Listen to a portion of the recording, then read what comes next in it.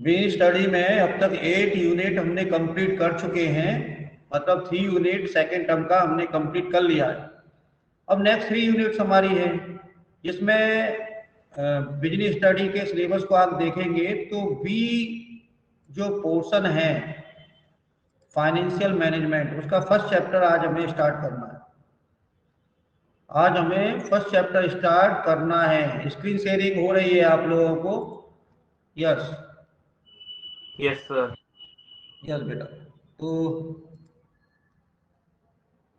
इस जो स्लोगन है इसको एक बार स्टडी हम लोग करेंगे।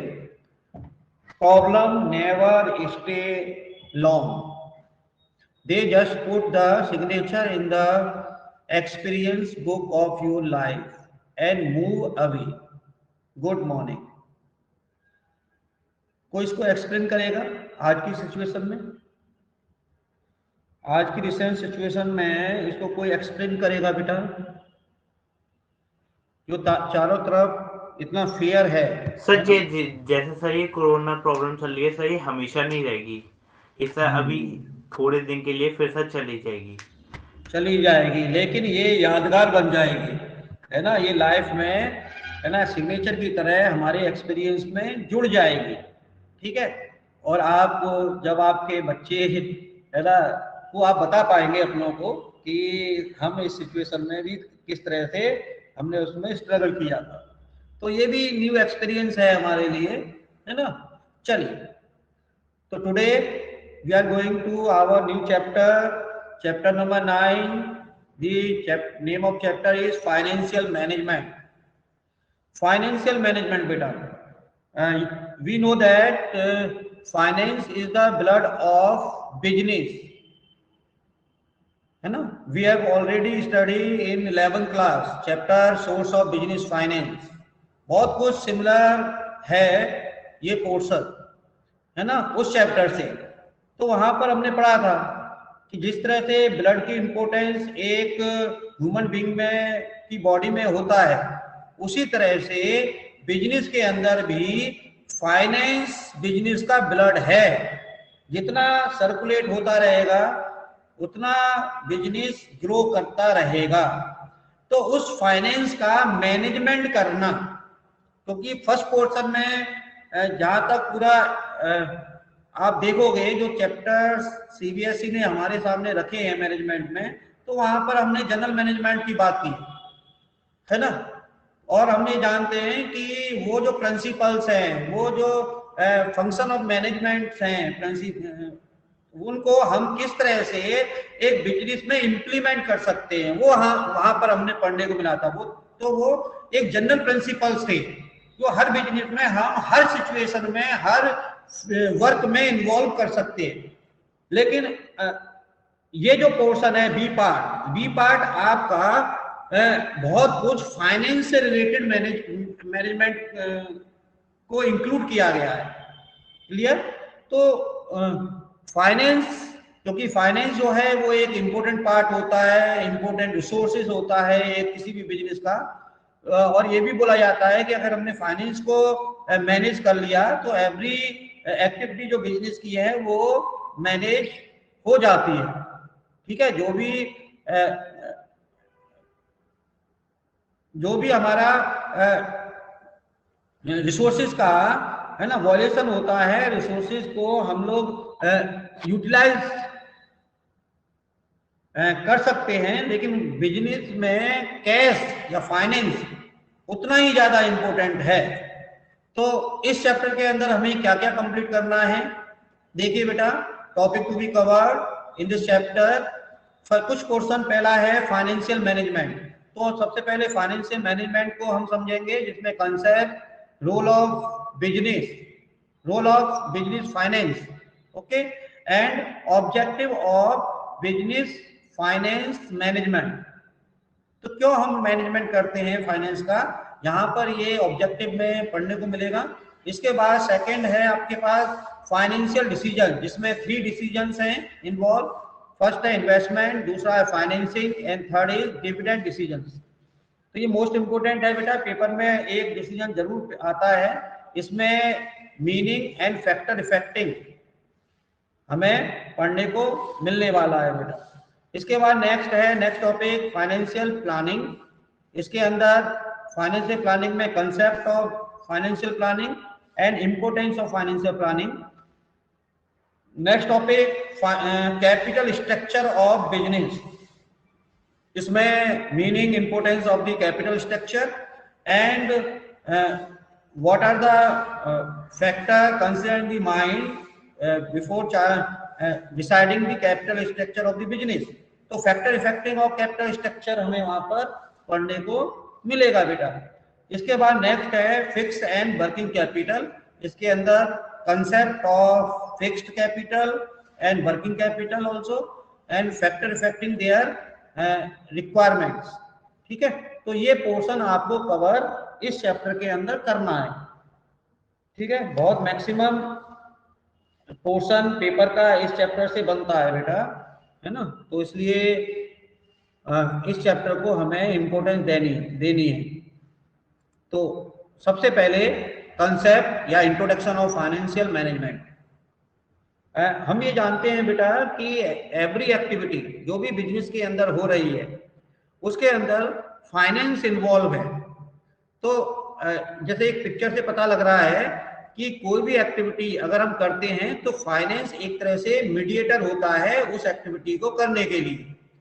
ठीक है, तभी हम कंप्लीट कर पाते हैं उस एक्टिविटी को। So that financial management is the concern with optimum procurement as well as the uses of finance. सबसे पहले देखिए हमें 3 सेक्टर्स इसमें देखने पड़ते हैं मैनेजमेंट के अंदर फाइनेंस को पॉइंट ऑफ व्यू रखते हुए। फर्स्ट देखना पड़ता है कि how much finance are required for the business. पहला पोर्शन है कि कितना हमें फाइनेंस की नीड है, कितना हमें मनी नीड है फ्यूचर के लिए। फर्स्ट ये हो गया।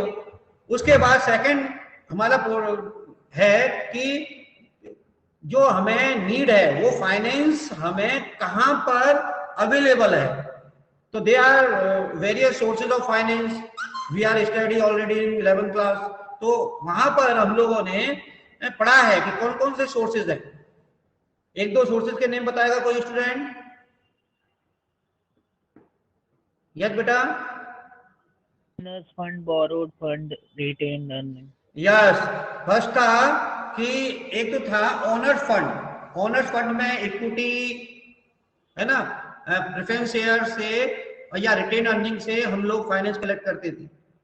दूसरा था बोरोड फंड जिसमें डिवेंचर्स है ना, डिफरेंट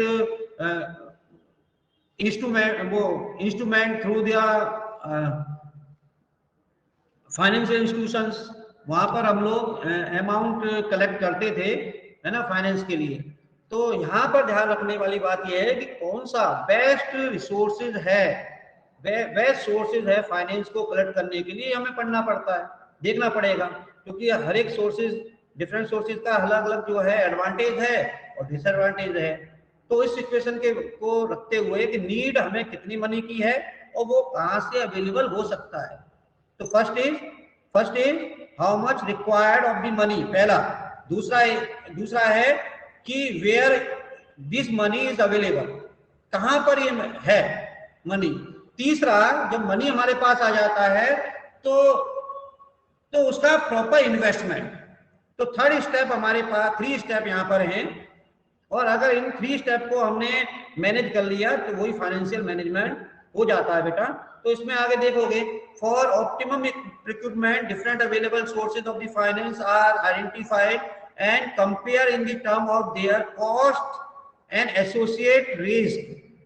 जैसे मैंने बताया कि कहां से वो फाइनेंस मिल सकता है, तो जो सोर्स डिफरेंट सोर्सेज हैं, अल्टरनेटिव्स हैं हमारे पास, उन अल्टरनेटिव्स को एनालाइज करके उसकी कॉस्ट के बेसिस पर और उसके अंदर जो एसोसिएटेड रिस्क है उसके बेसिस पर हम उसको एनालाइज करते हैं और बेस्ट सोर्स को ऑप्ट करते हैं। तो similarly the finance so procured need to the invest in the manner that return from the investment exceed the cost of which procurement have taken place. देखिए, जो फाइनेंस हमने प्रोक्यूर किया है, जो फाइनेंस हमने कलेक्ट किया है उस बेस्ट अल्टरनेट से, उस फाइनेंस का इस तरह से यूटिलाइजेशन करें जिससे कि जो हमें, जिनसे हमने लोन लिया है, जिससे हमने प्रोक्यूर किया है फाइनेंस, उनको जो हमें पेमेंट करना है वो होता है कॉस्ट ऑफ द फाइनेंस, उस कॉस्ट से एक्सीड हो क्या, investment, rate of return of the investment, जहां पर हमने इन्वेस्ट करने जा रहे हैं वहां पर जो है उससे ज्यादा अर्न हमें हो रहा हो।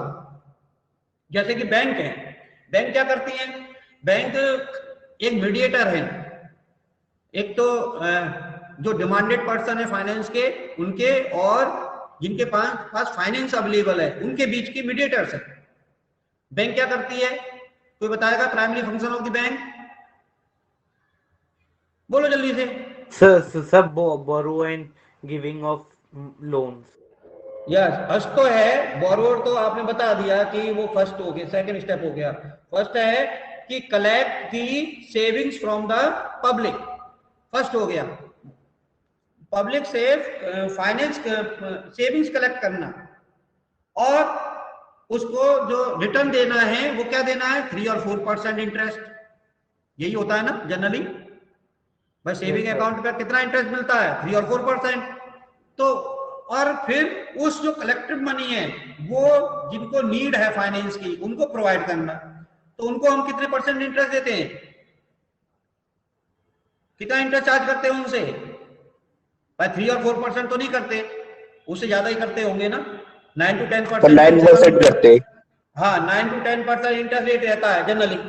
तो हम उस जगह उस अमाउंट को लगाते हैं जिससे कि हमें जो पब्लिक को जो इंटरेस्ट देना है वो तो पूरा हो ही जाए, लेकिन उससे हमें कुछ सेविंग हो। तो जो हम बोरोवर को दे रहे हैं, है ना, एज ए लोन, तो वो हमारा होता है rate of return of investment. हम इन्वेस्ट कर रहे हैं ना, दूसरों को दे रहे हैं, तो वो रेट ऑफ रिटर्न हो गया। लेकिन जो हम ले रहे हैं जिन लोगों से, तो वो कॉस्ट ऑफ बोरोइंग हो गया। हम उससे ले रहे हैं तो वो हमारे लिए कॉस्ट है, वो हमें पे करना पड़ेगा।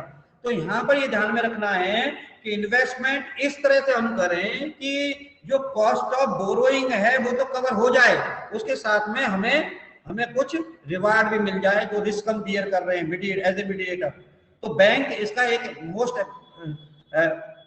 प्रॉम्प्ट एग्जांपल हो सकता है। तो उसने देखिए, similarly the finance so procured need to be invest in a manner that the return from the investment exceed the cost at which procurement has taken place। यहां पर क्लियर हो गया? यस। तो डेफिनेशन पे चलते हैं बेटा।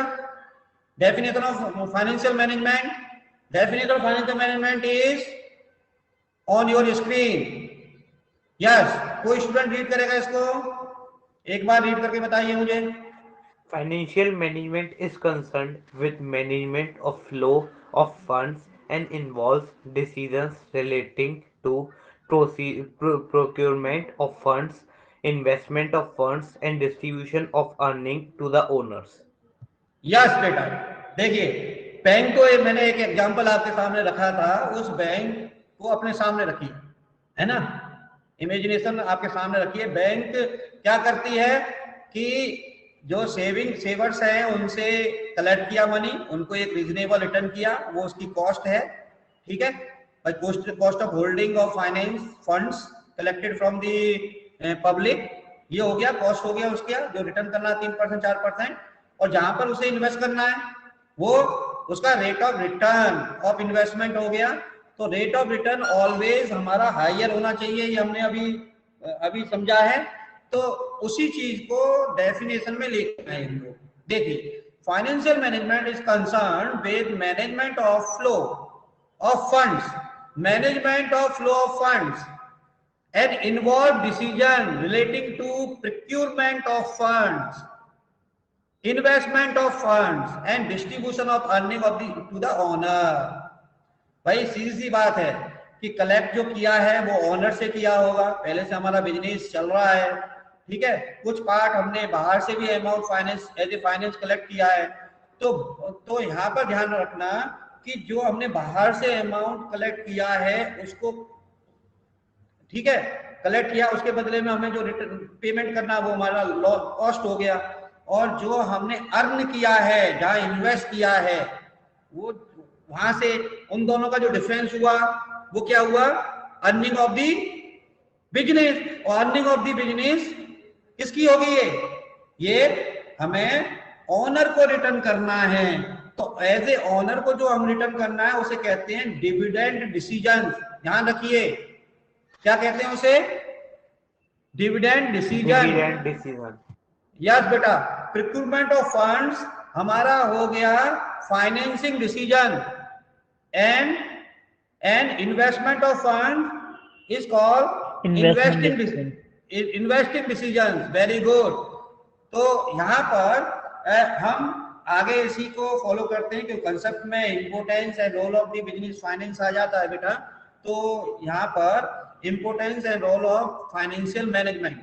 First is estimate capital requirement. Yes, read कीजिए इसको, थोड़ा सा रीड करेंगे। Financial management involves to making decisions about the proportion of long-term and short-term funds.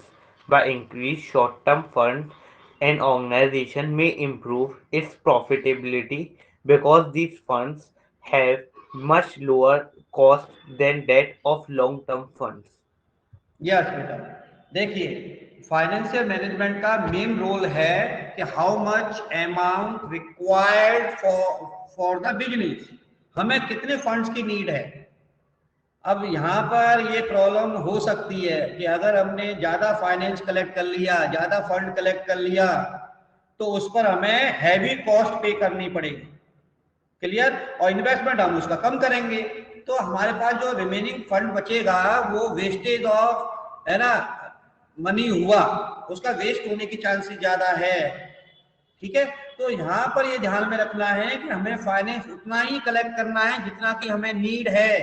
तो हमें यहाँ रिक्वायरमेंट फाइंड आउट करनी पड़ेगी। तो रिक्वायरमेंट फाइंड आउट करने के लिए फाइनेंशियल मैनेजमेंट मोस्ट इंपोर्टेंट है, रोल प्ले करता है। देखिए इसमें financial management involve to making decision about the proportion of long term and short term funds. अब यहाँ पर ध्यान रखिए कि हमारी नीड दो तरह की होती है। There are two type of requirements of finance. Finance requirement for long term, more than 1 year, और कुछ होता है जो वर्किंग कैपिटल के लिए हमें फाइनेंस की नीड होती है। वर्किंग के लिए हमें फाइनेंस की नीड होती है, तो वो फाइनेंस वर्किंग कैपिटल रिक्वायरमेंट के नेम से जानी जाती है बेटा। तो दो तरह की हमारी नीड है। तो यहाँ पर there are lot of various sources of finance available in market. कुछ लॉन्ग टर्म भी होते हैं, कुछ शॉर्ट टर्म भी होते हैं। तो यहाँ पर ये ध्यान में रखना कि हमें पहले क्लासिफाई करना होता है कि हमें लॉन्ग टर्म फाइनेंस के लिए पैसा चाहिए, रिक्वायरमेंट है, या शॉर्ट टर्म फाइनेंस के लिए रिक्वायरमेंट है। तो यहाँ पर यह है, by increase the short term fund organization में improve have been lower cost than the long funds. अगर हमने शॉर्ट टर्म फाइनेंस की नीड है तो हमें शॉर्ट टर्म सोर्स ही यूज करना चाहिए, क्योंकि हम ये जानते हैं कि लॉन्ग टर्म फाइनेंस जो हम कलेक्ट करते हैं उसका रेट ऑफ कॉस्ट हायर होता है, ज्यादा होता है। तो सबसे पहले capital requirement, second is capital budget. Yes, financial management play a significant role in the determining the size and composition of fixed asset of the business. जो लॉन्ग टर्म नीड होती है, long term need in the investment of machinery, purchase and buildings वगैरह हो सकता है। तो fix assets को acquire करने के लिए हमें लॉन्ग टर्म फाइनेंस की नीड होती है बेटे। तो इस केस में हमें ये देखना होगा कि जो हमारा फिक्स एसेट्स है, जो हम एक्वायर कर रहे हैं, जो हम परचेज कर रहे हैं, वो हमें कितना रिटर्न दे देता है ना, पर ईयर कितना रिटर्न देगा। एज्यूम करो कि भाई हमारा 20% अर्निंग रेट है, चल रहा है इस समय, लेकिन बिजनेस को नीड है कि जर्मनी से उन्हें एक मशीनरी अवेलेबल करनी है, लेनी है, परचेज करनी है, और वो जानते हैं कि 5% उनके बिजनेस में प्रॉफिट हो जाएगा, इंक्रीज हो जाएगा, 25% से 20% से 25% हो जाएगा। तो इस केस में हमारा जो 5% एक्सेस अर्न हम कर पा रहे हैं, अगर उस एसेट्स को एक्वायर कर लेंगे तो हमारा रेट ऑफ रिटर्न है ये हायर होना चाहिए, किससे, जिससे हम ये एसेट परचेज करेंगे, जिस फाइनेंस से हम इस एसेट्स को परचेज करेंगे, जो फाइनेंस हमने कलेक्ट किया है किसी से, तो कभी भी 5% से ज्यादा नहीं होना चाहिए। समझ में आ रहा है? तो हमें कैपिटल बजट बनाना होता है, तो डिफरेंट कैपिटल बजट्स बनाने होते हैं। हमें ये देखना होता है कि जो हमारी फिक्स एसेट्स है वो कहाँ कहाँ अवेलेबल है, कौन कौन सी फिक्स एसेट्स है। हर एक फिक्स एसेट की नेचर अलग होती है, उसका रेट ऑफ रिटर्न अलग अलग हो सकता है ना, फ्लो ऑफ कैश अलग हो सकता है। तो वो अल्टरनेट के अकॉर्डिंग हमें बजट बनाना है, और उसके बाद बेस्ट बजट को हमें यूज करना है। Third is working capital requirement. तो with an increase the investment of fix assets, जैसे जैसे बिजनेस ग्रो करता है और फिक्स एसेट्स वो उसके पास आती जाती हैं, और बिजनेस एक्टिविटी जो है वो ब्रॉड होती चली जाती है, इंक्रीज होती चली जाती है, तो वहां पर हमें वर्किंग कैपिटल रिक्वायरमेंट भी इंक्रीज होती है। तो with the increase in the investment of fix asset there is a proportionate increase in the working capital requirement. तो financial management help the organization to find out the source of fund to meet additional working capital requirement। ठीक है, तो working capital क्या होती है पता होगा आपको, क्योंकि अकाउंटिंग रेशियोज आपने पढ़ा हुआ है, वहां पर वर्किंग कैपिटल आपने पढ़ा है ना। तो डे टू डे नीड के लिए जो फाइनेंस की जरूरत होती है वो वर्किंग कैपिटल है ना, रिक्वायरमेंट्स होती हैं, वो नीड्स होती हैं। Next is fourth importance is making financial decision. Yes, financial management take decision regarding the proportion of long term. अब लॉन्ग टर्म में भी दो तरह का होता है, इक्विटी की तरफ जाएं या डेट की तरफ जाएं। आज short term finance and also short term finance, for example long term debt adversely profitability as they are costly as proportionate to the short term debt. यहाँ पे समझ में आया होगा आपको, है ना। यहाँ पर सोर्स ऑफ फाइनेंस आपने 11th क्लास में पढ़ा हुआ है, मैंने आपको बताया था कि बहुत कुछ उससे रिलेटेड है। तो यहाँ पर डेट इक्विटी, डेट या इक्विटी में से कहाँ पर जाना है, कौन सा रिस्की होता है, ये आपको वहां पे पढ़ चुके हो। तो कौन सा अल्टरनेट हमें है ना यूज करना है, वो मेकिंग फाइनेंशियल डिसीजन में होता है। नेक्स्ट एक point number 5 and last, making dividend policy. अब हर जो ओनर ऑफ द बिजनेस है या शेयर होल्डर या फिर जो इन्वेस्टर्स हैं, जो कंपनी या फर्म में उन्होंने इन्वेस्ट किया है, तो वो ये चाहते हैं कि उन्हें एक रीजनेबल, एक सेटिस्फैक्टरी रिटर्न उस बिजनेस से रेगुलर मिलता रहे। तो इसके लिए डिविडेंड पॉलिसीज कंपनी या फर्म्स को बनानी होती हैं, तो उसमें भी फाइनेंशियल मैनेजमेंट रोल प्ले करता है बेटा। तो developing a dividend policy is required, balancing the interest of shareholders who want to maximize their investment return with those of the company itself, which must remain solvent while also ensuring its future financial success and growth। ठीक है, तो अगर reasonable return आप देते चले आ रहे हैं, तो कहीं ना कहीं जो इन्वेस्टर है उनका फेथ आपके बिजनेस पर आता है, और इसका एक इनडायरेक्ट एडवांटेज आपको फ्यूचर में मिलता है। ठीक है, क्योंकि ये मैसेज सोसाइटी में जाता है कि you are the best return provide to the shareholders, है ना, जो इन्वेस्टर्स हैं। तो पोटेंशियल जो इन्वेस्टर्स हैं वो भी आपकी तरफ आते हैं, तो वहां पर फाइनेंस कलेक्ट करना इजी हो जाता है। ठीक है, ये इंपोर्टेंस आज का हो गया बेटा। नेक्स्ट जो है वो ऑब्जेक्टिव ऑफ बिजनेस है। ऑब्जेक्टिव ऑफ बिजनेस ये पोर्शन हम आपके साथ कल से कंप्लीट करेंगे बेटा, ठीक है? ओके, यस स्टूडेंट, किसी को कोई Okay, प्रॉब्लम sir. हो तो Okay, sir.